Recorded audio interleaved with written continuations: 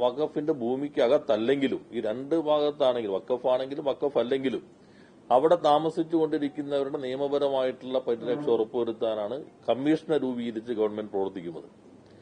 എന്നാൽ ഇന്ന് പ്രതിപക്ഷ നേതാവ് വീണ്ടും ബിജെപിയെ കുറ്റപ്പെടുത്തുന്നതിനേക്കാളും തീവ്രമായി സംസ്ഥാന ഗവൺമെന്റ് കുറ്റപ്പെടുത്തിയിട്ടാണ് പ്രതികരിച്ചിട്ടുള്ളത്. എന്നാൽ കൗതുകകരമായിട്ടുള്ളത് ഉടൻ തന്നെ വഖഫ് ബോർഡിന്റെ ഒരു പ്രസ്താവന പ്രതിപക്ഷ നേതാവിന്റെ അദ്ദേഹത്തിന്റെ പ്രസ്താവനയെ അപലപിച്ചുകൊണ്ടും അത് പിൻവലിക്കണമെന്ന് ആവശ്യപ്പെട്ടുകൊണ്ടും വഖഫ് ബോർഡിന്റെ ഒരു പ്രസ്താവന കാണുകയുണ്ടായി. ആ പ്രസ്താവന ഞാൻ നോക്കിയപ്പോൾ അതിനകത്ത് പങ്കെടുത്തിരിക്കുന്ന ആളുകളിൽ ആദ്യം കാണുന്നത് പി ഉബൈദുള്ള MLA ആണ്. പിന്നെ ലീഗിന്റെ മേധാവ് മായിൻ ഹാജിയാണ്. ലീഗിന്റെ മേധാവ് ശ്രീ സൈനുദ്ദീനാണ്. അപ്പൊ ഈ ലീഗല്ലേ UDF-നകത്തുള്ള ലീഗ്? ആ UDF-ന്റെ അല്ലേ പ്രതിപക്ഷ നേതാവ്? അപ്പൊ ഒരു വശത്ത് വഖഫ് ബോർഡിനെ കുറ്റപ്പെടുത്തുക, ഗവൺമെന്റാണ് ചെയ്തത് എന്ന് പറയുക. എന്നാൽ ലീഗിന് ഇപ്പൊ ഇന്നത്തെ നോക്കുമ്പോൾ നല്ലൊരു പകുതിയോളം ലീഗിന്റെ ആളുകൾ തന്നെ പങ്കെടുക്കുന്നു. അവര് പ്രതിപക്ഷ മേധാവിനെ അപലപിച്ചുകൊണ്ട് പ്രമേയമിറക്കുന്നു. അപ്പൊ ജനങ്ങളെ കബളിപ്പിക്കുന്ന ഈ സമീപനം പ്രതിപക്ഷ മേധാവ് അവസാനിപ്പിക്കേണ്ടതാണ്. ഇതിനകത്ത് ധ്രുവീകരണത്തിന് BJP-യെ പോലെ തന്നെ കലക്കവെള്ളത്തിൽ മീൻ പിടിക്കാൻ പ്രതിപക്ഷ നേതാവും ശ്രമിച്ചുകൊണ്ടിരിക്കുന്നു. അദ്ദേഹം പറഞ്ഞു ഞങ്ങളുടെ കയ്യിൽ നിയമപരമായിട്ടുള്ള പരിഹാരമുണ്ട്. ഇവിടെ നേരത്തെ പറഞ്ഞ നിസാർ കമ്മീഷനാണ് ഈ അപകടം ഉണ്ടാക്കിയത്. അന്ന് തന്നെ ഞങ്ങൾ പറഞ്ഞിരുന്നു നിസാർ കമ്മീഷന്റെ ശുപാർശ പബ്ലിക് ഡൊമൈനിലുണ്ട്. ഇപ്പോ മുനമ്പം ഈ അവിടുത്തെ സമരസമിതിയും അത് വ്യക്തമാക്കിയിട്ടുണ്ട്. നിസാർ കമ്മീഷൻ പറഞ്ഞത് വഖഫ് ബോർഡാണ് തീരുമാനിക്കേണ്ടത്. ആ തീരുമാനമെടുത്ത വഖഫ് ബോർഡിന്റെ ചെയർമാൻ പാണക്കാട് തങ്ങളാണ്. പാണക്കാട് തങ്ങൾ ചെയർമാനായിട്ടുള്ള വഖഫ് ബോർഡാണ് ഇത് വഖഫ് ഭൂമിയാണ് എന്ന് ആധികാരികമായിട്ടുള്ള ഡിക്ലറേഷൻ നടത്തിയിട്ടുള്ളത്. ഇപ്പോ ഹൈക്കോടതി സർക്കാരിന് ഇത്തരം കാര്യങ്ങൾ പരിശോധന നടത്താൻ പോലും അധികാരമില്ല എന്ന നിലപാട് സ്വീകരിച്ച സിംഗിൾ ബെഞ്ച് വിധിയിൽ ഇത് വഖഫ് ലാൻഡാണെന്നാണ് പറയുന്നത്. അപ്പൊ അത്തരത്തിൽ സങ്കീർണമായൊരു പ്രശ്നം അത് പരിഹരിക്കുന്നതിന് വേണ്ടി ഒരു കമ്മീഷൻ രൂപീകരിച്ച് സാധ്യമായ രൂപത്തിൽ മുനമ്പൻ നിവാസികൾക്ക് ആശ്വാസം നൽകാനാണ് സർക്കാർ ശ്രമിക്കുന്നത്. ഒരു കാരണവശാലും നിയമപരമായി താമസിക്കുന്ന ഒരാളെയും കുടിയിറക്കില്ല എന്ന് ആധികാരികമായി സർക്കാർ പ്രഖ്യാപിച്ചു. അതിനാവശ്യമായിട്ടുള്ള നിയമപരമായി എന്തെല്ലാം ചെയ്യാൻ കഴിയും എന്നത് സംബന്ധിച്ച് ഹൈക്കോടതി ചീഫ് ജസ്റ്റിസ് അധ്യക്ഷനായ ഒരു സമിതിയെ നിയോഗിച്ചു. ആ സമിതി അന്വേഷണം ഇപ്പോൾ പരിശോധന നടത്തിക്കൊണ്ടിരിക്കുന്നു. റിപ്പോർട്ട് വരുമ്പോൾ നമുക്ക് ശാശ്വതമായ ഒരു പരിഹാരത്തിലേക്ക് എത്താൻ കഴിയും എന്നാണ് സർക്കാർ കണക്കാക്കുന്നത്. പിന്നൊരു കാര്യം ഇപ്പോൾ വ്യക്തമായി, വഖഫ് ട്രിബ്യൂണൽ അന്തിമമാണ്, അതിനു മുകളിൽ മറ്റൊന്നുമില്ല.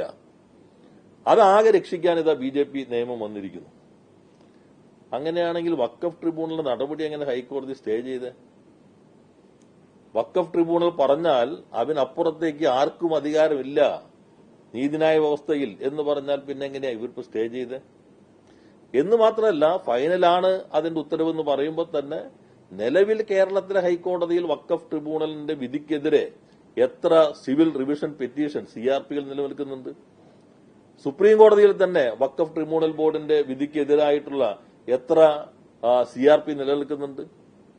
ഇപ്പൊ വന്ന മാറ്റം റിവിഷൻ മാറ്റി അപ്പീലിനുള്ള വ്യവസ്ഥ കൂടി അതിനകത്ത് വന്നു എന്നേ ഉള്ളൂ.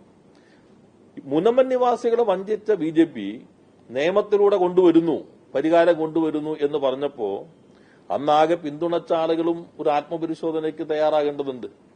കാരണം ഈ ബില്ല് പബ്ലിക് ഡൊമൈനിലുണ്ടല്ലോ. അന്ന് ഈ ബില്ലിലെ ഏത് വ്യവസ്ഥയാണ് ഞങ്ങളെ രക്ഷിക്കാനുള്ളത് എന്ന് നിങ്ങൾ ആദ്യം ഒന്ന് വിശദീകരിച്ചു തരൂ എന്നൊരു ചോദ്യം ആഹ്വാനം നടത്തിയ ആളുകൾ ആരും തന്നെ ചോദിച്ചില്ല എന്നത് ദൌർഭാഗ്യകരമായി പോയി.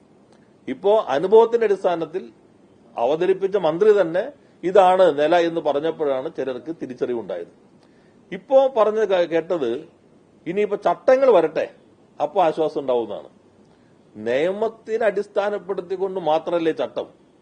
നിയമത്തിനകത്ത് അല്ലാതെയുള്ള അൾട്രാവയർ ഒരു ചട്ടവും നിലനിൽക്കില്ലല്ലോ. വീണ്ടും പാവപ്പെട്ട അവിടുത്തെ പ്രതീക്ഷയോടെ നിന്നിരുന്ന മുനമ്പൻ നിവാസികളെ വഞ്ചിക്കുക എന്ന നയം അവരും പിന്തുടരുന്നു. കബളിപ്പിക്കുക എന്ന സമീപനം, തെറ്റിദ്ധരിപ്പിക്കുക എന്ന സമീപനം കടുത്ത ഇടതുപക്ഷ വിരുദ്ധതയിൽ കേരളത്തിലെ പ്രതിപക്ഷ നേതാവും സ്വീകരിക്കുന്നു. എന്നാൽ സമരസമിതി ഇത് തിരിച്ചറിഞ്ഞിട്ടുണ്ട്.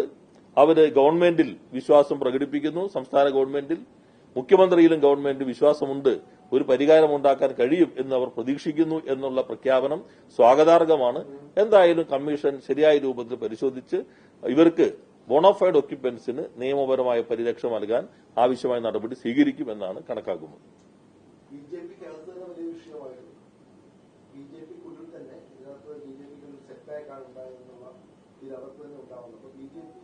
ടോട്ടലി ഇതിനെ അത് ബൂമറാങ് പോലെ തിരിച്ചടിക്കുമെന്നുള്ളത് അന്നേ വ്യക്തമായല്ലോ. ഇത് ഇനി കുറെ കൂടി സങ്കീർണവും. ഇപ്പൊ വഖഫ് ട്രിബ്യൂണൽ, ഏത് ട്രിബ്യൂണലിന് ഇപ്പൊ അധികാരം? ഘടനയിൽ വലിയ മാറ്റമില്ലെങ്കിൽ ചെറിയ മാറ്റമുണ്ട്. ആദ്യം അവർ മുസ്ലിം നിയമത്തിൽ പണ്ഡിതനായ ആള് വേണ്ട എന്ന് വെച്ചിരുന്നെങ്കിൽ പിന്നെ അത് ഉൾക്കൊള്ളിച്ചു. ഇപ്പോ ഞാൻ നോക്കുമ്പോൾ ഡിസ്ട്രിക്ട് ജഡ്ജ് ഹാസ് ബീൻ എന്നാണ്. അപ്പൊ ജഡ്ജും ആകാം, ജഡ്ജായിരുന്ന ആളാകാം. അപ്പൊ അതിനനുസരിച്ച് പുനഃസംഘടിപ്പിക്കുമോ? ഇപ്പോ ഇന്ന് സുപ്രീം കോടതി കേസ് കേൾക്കുന്നുണ്ട്. സ്റ്റേ ഇല്ലെങ്കിൽ ഏപ്രിൽ 1 മുതൽ ഏത് നിയമത്തിനനുസരിച്ച ട്രിബ്യൂണൽ വെക്കുക? ട്രിബ്യൂണലിലെ നടപടിക്രമങ്ങൾ ഏത് നിയമത്തിനനുസരിച്ചായിരിക്കും? അപ്പോൾ കുറെ കൂടി സങ്കീർണതയിലേക്ക് തള്ളിവിടുകയാണ് മുനമ്പൻ നിവാസികളെ ഈ നിയമം വഴി ചെയ്തിട്ടുള്ളത്. മതപരമായ ധ്രുവീകരണവും ഭരണഘടനയിലെ മതപരമായിട്ടുള്ള വിശ്വാസങ്ങളുടെ സംരക്ഷണത്തിനെതിരെയുള്ള കടന്നാക്രമണം നടത്തുന്നതോടൊപ്പം മുനമ്പത്തെ നിവാസികളുടെ അവരുടെ വലിയ ആശങ്കയെ ദുരുപയോഗപ്പെടുത്തി തങ്ങൾക്ക് അനുകൂലമായി ചെറിയൊരു വോട്ട് ബാങ്ക് സൃഷ്ടിക്കാൻ കഴിയുമോ എന്ന് നടത്തിയ ആ ശ്രമവും ഇപ്പോ തുറന്നുകാട്ടപ്പെട്ടു. അവരുടെ വഞ്ചന ശരിയായ രൂപത്തിൽ തുറന്നുകാട്ടപ്പെട്ടിട്ടുണ്ട്. പ്രതിപക്ഷ നേതാവും ഈ ഘട്ടത്തിൽ കലക്കവെള്ളത്തിൽ മീൻ പിടിക്കാൻ കബളിപ്പിക്കാനുള്ള അദ്ദേഹത്തിന്റെ ശ്രമവും നേരത്തെ തന്നെ മുൻപൻ നിവാസികൾ മനസ്സിലാക്കിയിട്ടുണ്ട് എന്നാണ് ഞാൻ കരുതുന്നത്.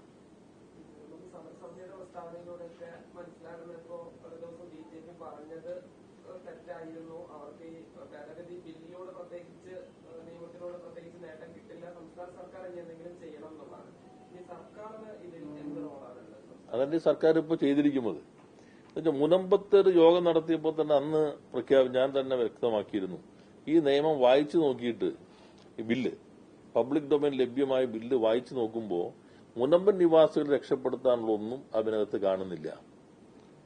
യഥാർത്ഥത്തിൽ മുനമ്പൻ നിവാസികളെ ഞാൻ കുറ്റം പറയുന്നില്ല. അവർ ഏതെങ്കിലും കച്ചിത്തുരുമ്പിൽ പിടിച്ചെങ്കിലും രക്ഷപ്പെടാൻ കഴിയുമോ എന്നതിലായിരിക്കും അവർ നിലപാട് സ്വീകരിച്ചിട്ടുണ്ടാവുക. പക്ഷെ അത് വെച്ചിട്ട് ആ ബില്ലിന് ആകെ പിന്തുണച്ച ആളുകളുണ്ട്. അവര് ശരിയായ രൂപത്തിൽ അവരെ വഞ്ചിച്ചിരിക്കുന്നു.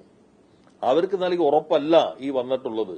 അവരുടെ കൂടി പിന്തുണയോടെ പിന്തുണയുടെ അടിസ്ഥാനത്തിൽ മുസ്ലിം മതവിശ്വാസവുമായി ബന്ധപ്പെട്ട കാര്യങ്ങൾ അമുസ്ലിമുകൾ കൈകാര്യം ചെയ്യട്ടെ എന്ന തീരുമാനമെടുക്കുന്നത് ഉൾപ്പെടെയുള്ള കാര്യങ്ങൾക്ക് അവരുടെ പരസ്യ പിന്തുണ ഉറപ്പുവരുത്തിയ ഒരു അപകടം അവർ തിരിച്ചറിയും എന്നാണ് കണക്കാക്കുന്നത്.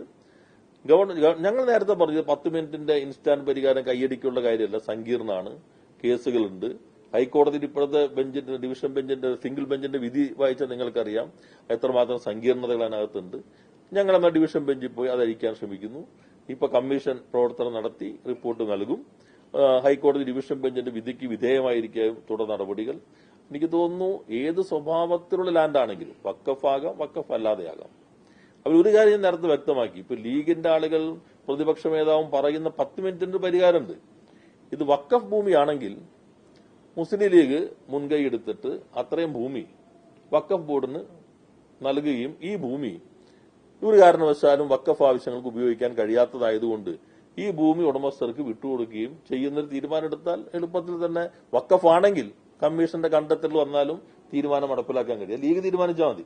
ഒറ്റയടിക്ക് ഇത്ര ഭൂമി അവർ വഖഫ് ബോർഡിന് കൊടുക്കാൻ തീരുമാനിച്ചാൽ തന്നെ വഖഫാണെങ്കിൽ പ്രശ്നം തീരും. ഇനി വഖഫ് അല്ലെങ്കിൽ കമ്മീഷൻ അതിനനുസരിച്ച് ശുപാർശകൾ നൽകും. അത് നിയമപരമായിട്ടുള്ള ഒരു പരിശോധന അടിസ്ഥാനത്തിൽ നടപ്പിലാക്കാൻ കഴിയും. എന്തായാലും അവിടെയുള്ള താമസിക്കുന്ന നിയമപരമായി താമസിച്ചുകൊണ്ടിരിക്കുന്ന ആളുകൾ അവരുടെ അവകാശം ഉറപ്പുവരുത്തുക. ഒരു കാര്യം നമ്മൾ വാങ്ങിക്കുന്ന ആൾ ബയ്യർ ബിവെയർ എന്നുള്ളതാണ്. വാങ്ങിക്കുന്ന ആൾ പറഞ്ഞിരിക്കണം ഇതേത് സ്വഭാവം. ഇപ്പൊ പ്രതിപക്ഷ നേതാവ് പറഞ്ഞ കേട്ട കൗതുകകരമാണ്. അദ്ദേഹം പറയുന്നത് ഇപ്പോൾ വളരെ എളുപ്പമായി. വിറ്റവർ പറഞ്ഞിരിക്കുന്നു ഇത് വഖഫ് അല്ല, ഫറൂഖ് കോളേജ്. അവർ വഖഫ് ആണെന്ന് പറഞ്ഞ സ്ഥിതി, ഇത് വഖഫ് ആണെന്ന് പറഞ്ഞാൽ വിറ്റവരവിടെ നിൽക്കും. വഖഫാണ് വിൽക്കാൻ പറ്റില്ലല്ലോ. അപ്പൊ വഖഫ് അല്ല വഖഫ് ആണെന്ന് അവർ പറഞ്ഞാലാണ് അത്ഭുതം. കാരണം വഖഫ് ആണെങ്കിൽ വിൽക്കാൻ പറ്റില്ല. വിൽക്കാൻ പറ്റാത്ത ഭൂമി ഇപ്പൊ അവർ വിറ്റിരിക്കണു. അപ്പൊ അതിന് നഷ്ടപരിഹാരം മുഴുവൻ ആര് വഹിക്കണം? അവർ വഹിക്കണ്ടേ? അപ്പൊ പ്രതിപക്ഷ നേതാവിന് ഇപ്പൊ പഴയ പോലെ കാര്യങ്ങൾ വായിച്ചു മനസ്സിലാക്കാൻ ഒരു സമയം കിട്ടുന്നില്ല എന്ന് തോന്നുന്നത്. വഖഫ് ആണെന്ന് അവർ പറഞ്ഞാൽ അതോടുകൂടി മുഴുവൻ പ്രശ്നവും തീർന്നല്ലോ. അവരുടെ പൂർണ്ണ ഉത്തരവാദിത്തമായില്ലേ? നിയമവിരുദ്ധമായ പ്രവർത്തനം അവർ നടത്തിയെന്നവർ സമ്മതിക്കലല്ലേ?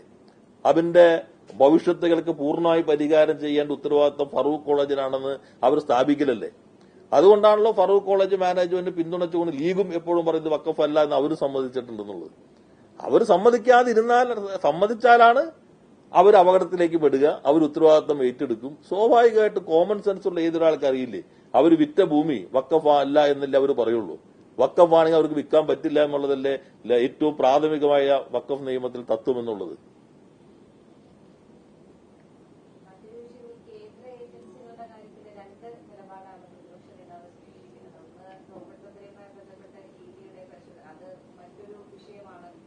ഞാൻ അങ്ങനെ ഞാൻ കരുതുന്ന പ്രതിപക്ഷ അതോ ധാർമ്മികമായി തന്നെ ഇപ്പോ പ്രിയങ്ക ഗാന്ധി, അതുപോലെ സോണിയാഗാന്ധി, രാഹുൽ ഗാന്ധി ഇവരെല്ലാം തന്നെ ചുമതലകളിൽ നിന്ന് മാറി നിൽക്കുന്നല്ലേ അദ്ദേഹം ആവശ്യപ്പെടാനിടയുള്ളത്.